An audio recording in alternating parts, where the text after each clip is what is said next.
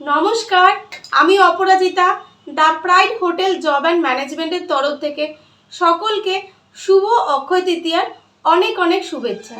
বড়দেরকে আমার প্রণাম আর ছোটদেরকে আমার আন্তরিক অনেক ভালোবাসা। এবছরটা আপনাদের সবার ভালো কাটুক।